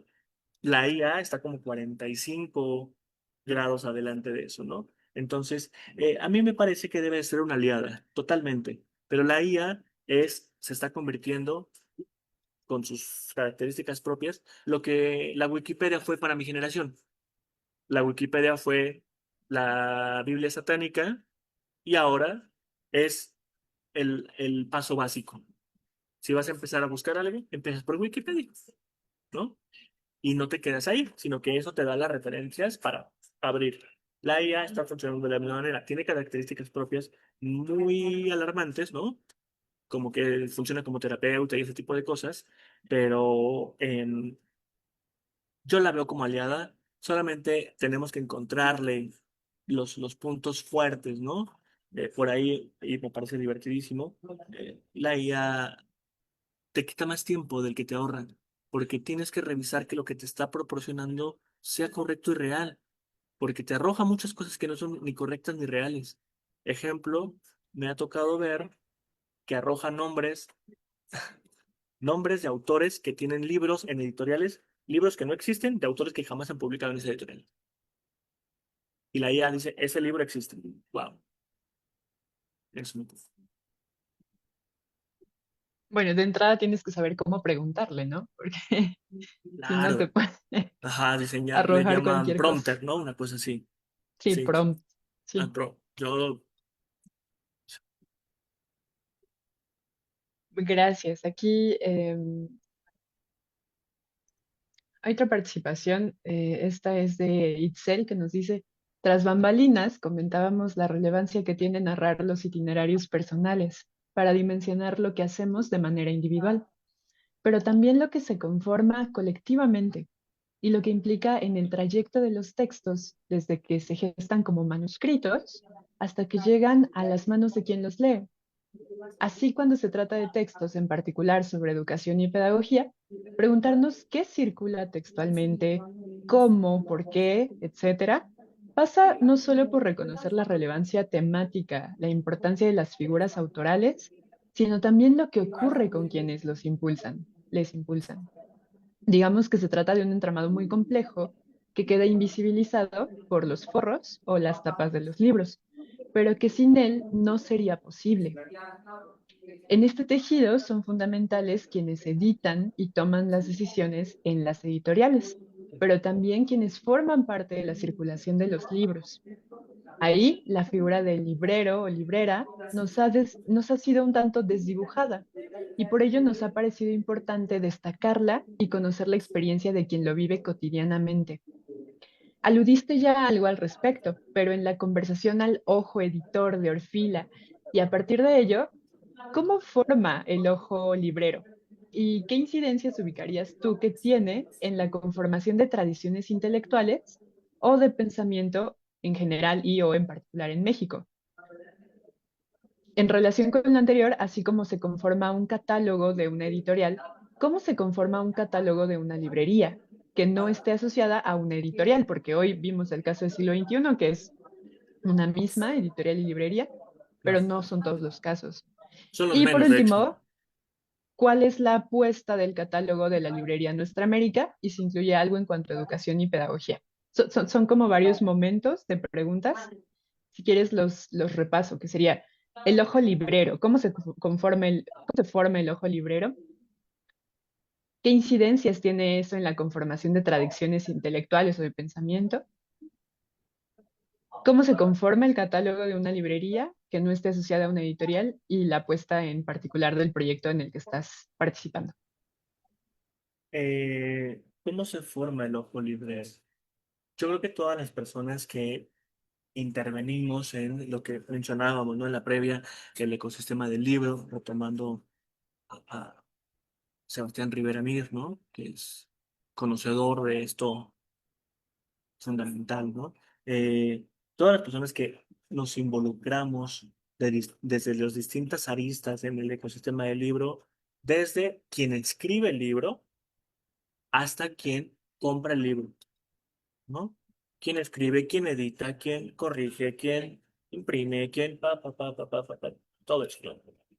Eh, todas, de alguna manera, todas y todos, de alguna manera, leemos. Y pudiera parecer muy bobo.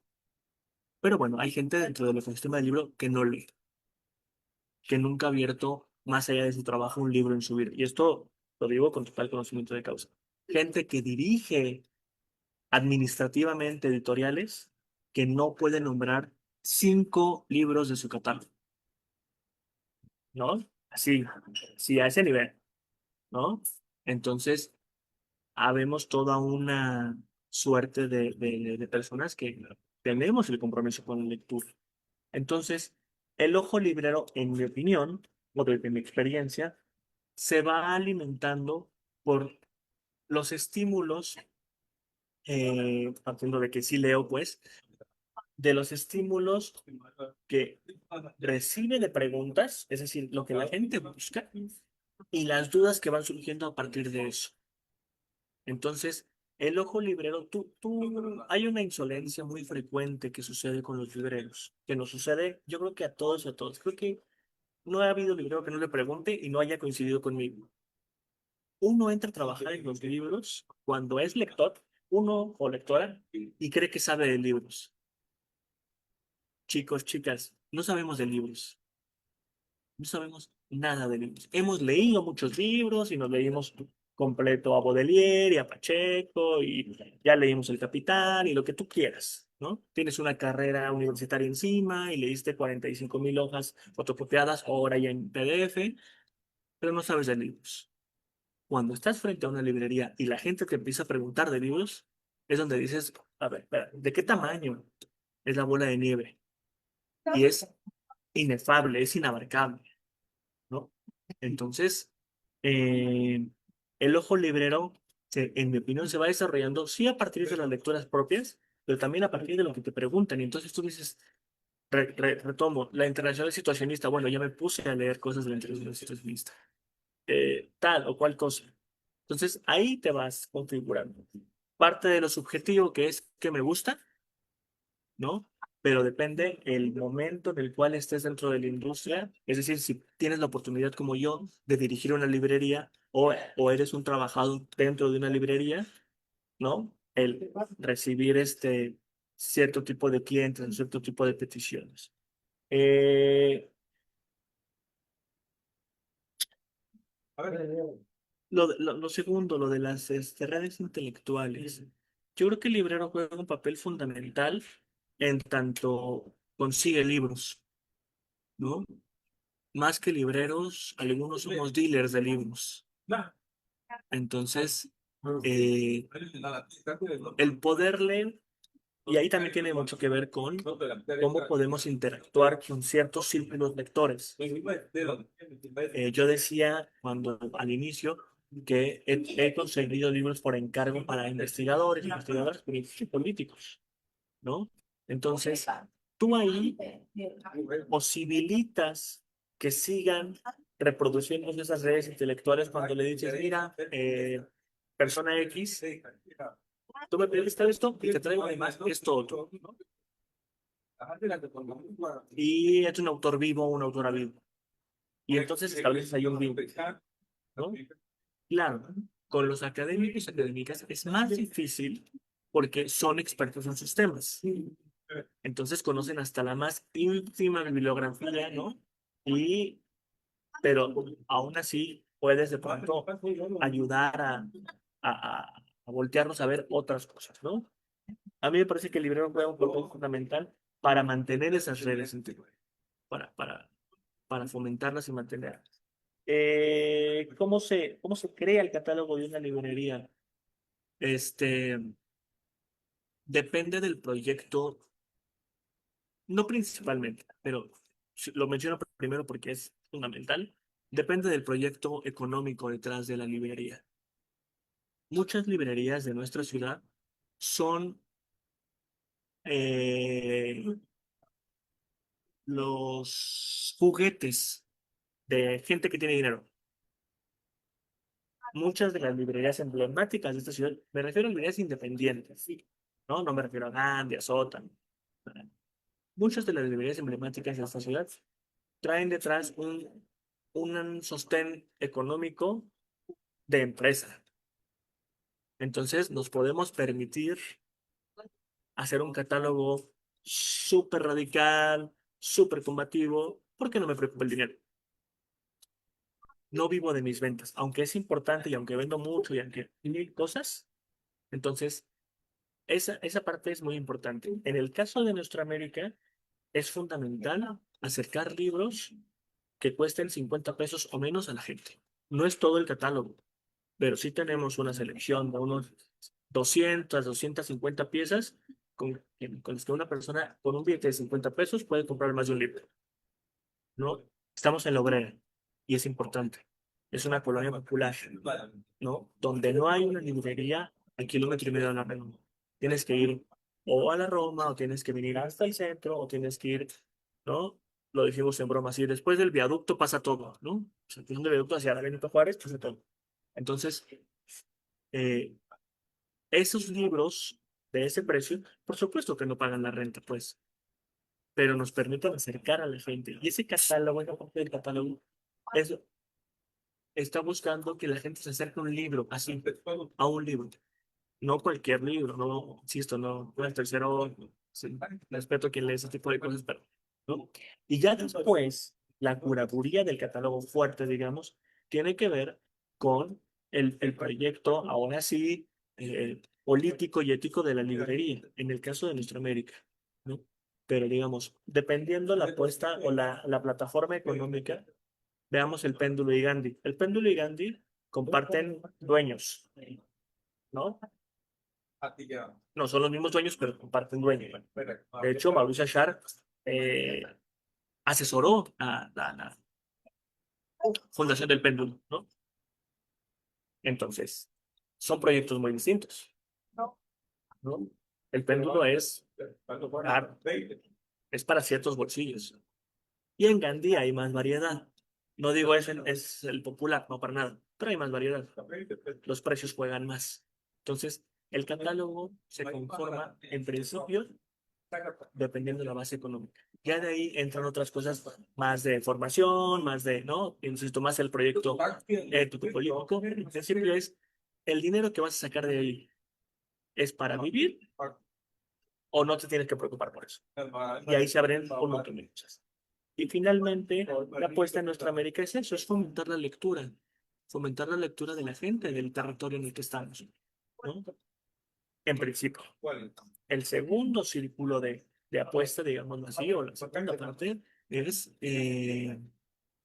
tener presencia de editoriales del continente, de todo el continente, y que sea efectivamente Nuestra América.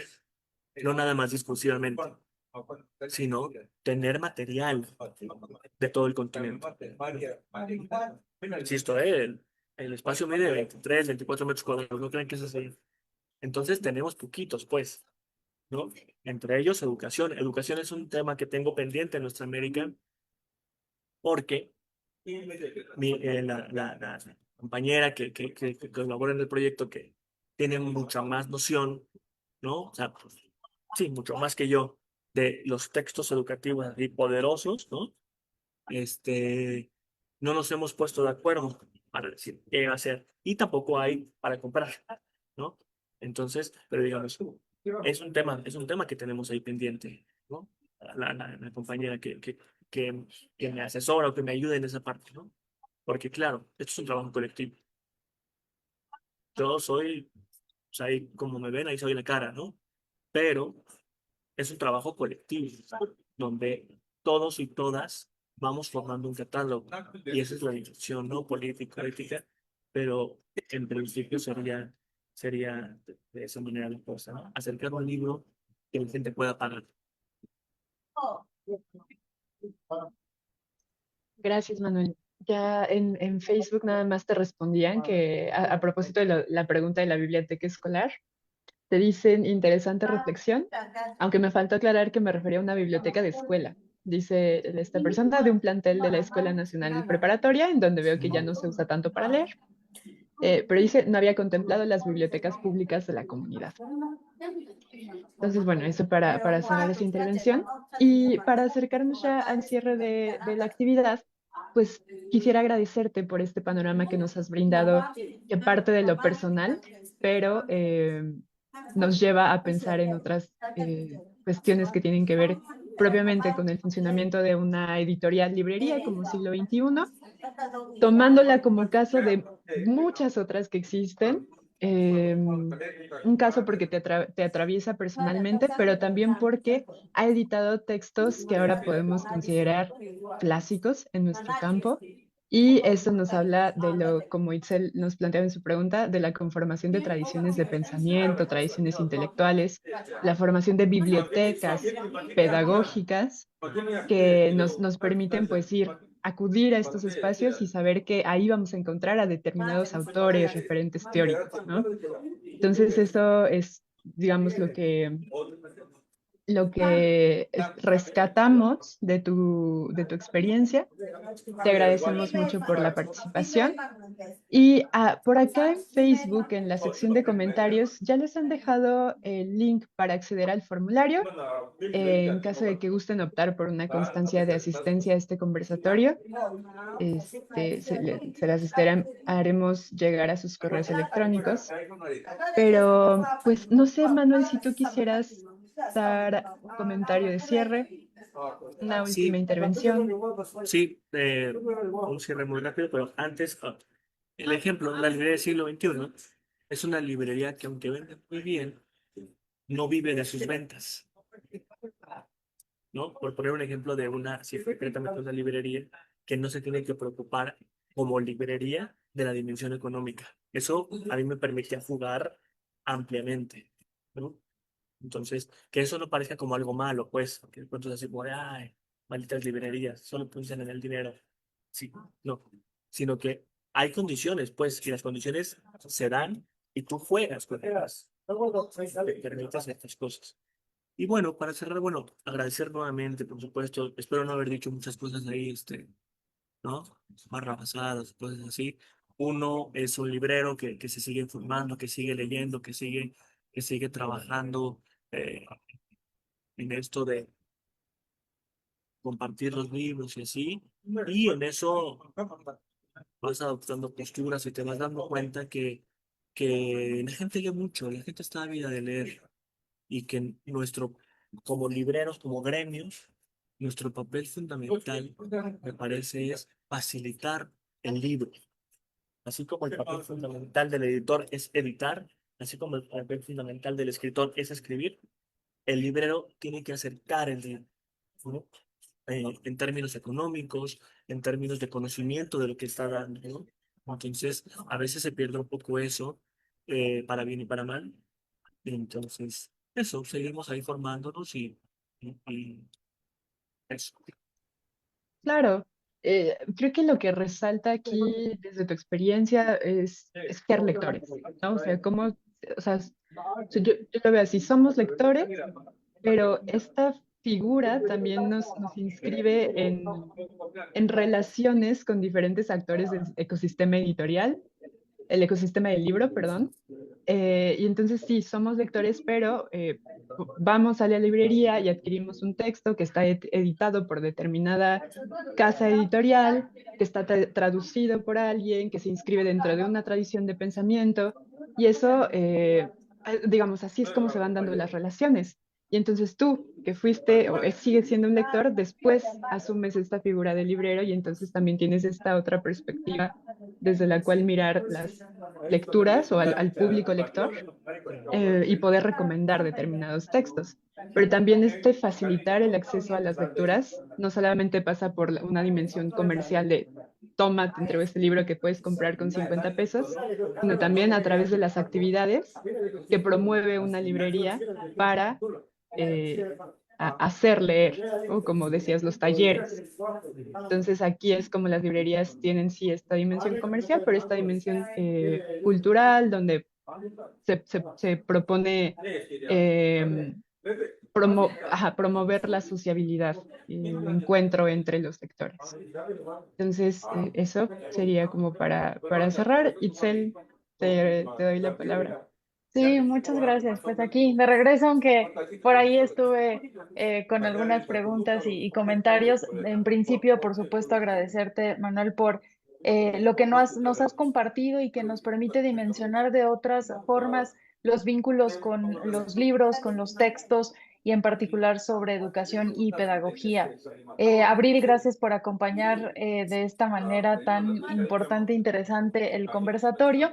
Y creo que se han lanzado muchas invitaciones. La primera de ellas, por supuesto, es a la lectura, que sin este ejercicio, sin esta práctica, pues quizá no estaríamos aquí discutiendo esto, pero también acercarnos a las librerías y a los libreros y libreras de otra manera, ¿no? Desde el comprender lo que implica su labor y la posición que adquieren en la comunidad y en la conformación de estas redes.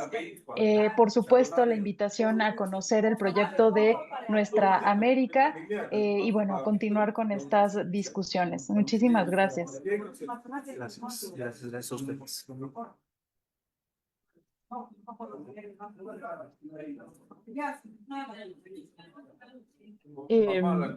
Itzel, seguimos por aquí, ¿verdad? Sí, todavía Eh, estamos en vivo y bueno, pues más bien, sí, Abril, si sí, quieres más dar bien era cierre, nada más ¿no? para... Sí, claro. Sí, adelante. Les invitamos a estar al pendiente de nuestra página de Facebook, donde seguiremos compartiendo actividades, publicaciones, damos difusión a eventos de interés relacionados con estos temas y les agradecemos su asistencia.